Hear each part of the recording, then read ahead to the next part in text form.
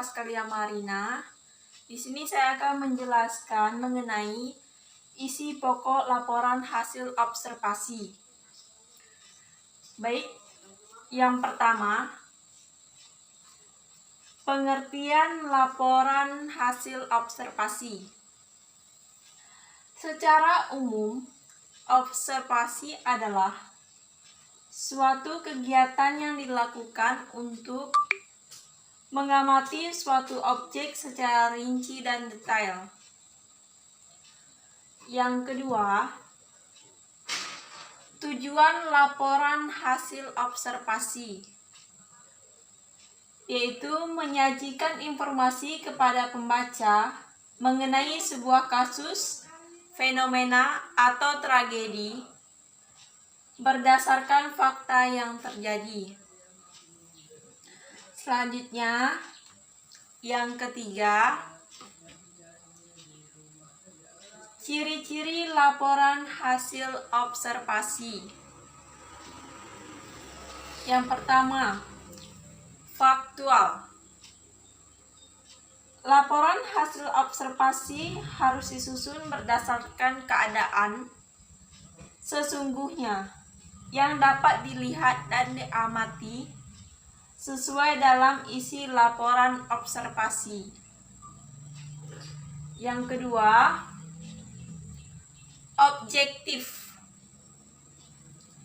Di sini, laporan hasil observasi harus berdasarkan pengamatan objek, tidak menunjukkan pandangan pribadi, dan tidak adanya tanda-tanda keperpihakan pada sesuatu hal.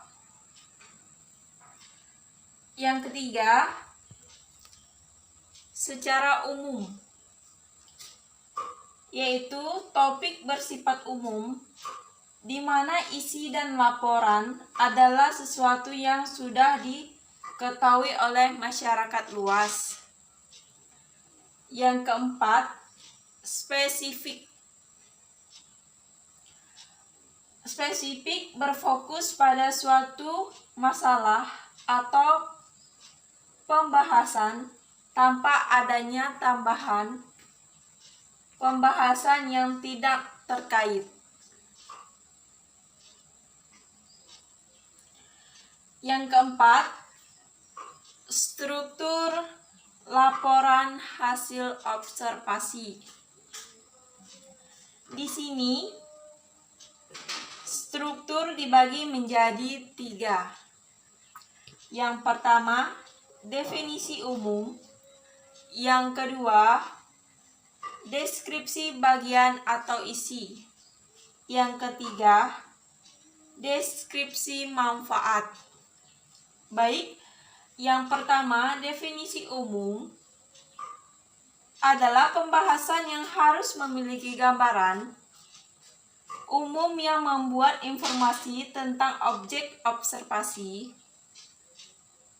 waktu observasi, asal-usul, lokasi observasi, dan informasi umum lainnya.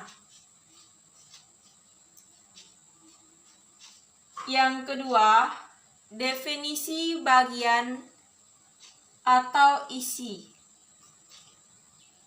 yaitu berisi inti dari hasil observasi yang dilakukan, dapat berupa klasifikasi, menjelaskan masalah secara lebih spesifik. Yang ketiga, definisi manfaat, yaitu bagian ini juga berfungsi sebagai penutup laporan, menjelaskan tentang manfaat dari isi pokok laporan hasil observasi yang dilakukan. Baik, hanya ini yang dapat saya jelaskan. Sekian dan terima kasih.